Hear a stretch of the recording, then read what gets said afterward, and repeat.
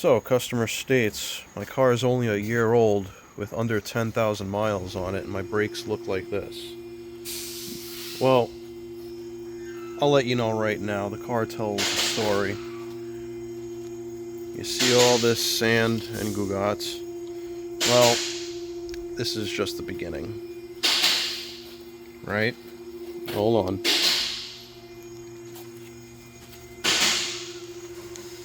Less than a year old, right? Here's where the meat and potatoes are. Less than a year old, and we could see what's going on here. They don't clean their vehicle after going to the beach clamming, or whatever the hell they're doing. So let's look at the rear brakes. Less than 10,000 miles, ladies and gentlemen, and these rear brakes are donezo. Look at this. You could see the brake pad. Good for you, because I can't. Look at that.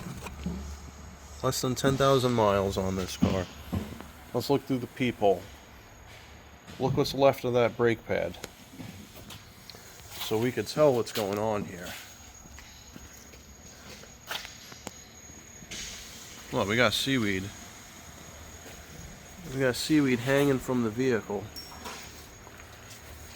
That poor spare tire has probably been submerged. More than the fish that are coming out of it. So yeah, ladies and gentlemen, wash your car after you come for the beach. Because look at this.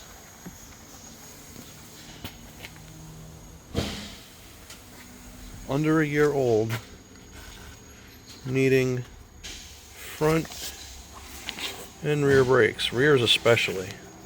Great googly moogly. Great googly moogly.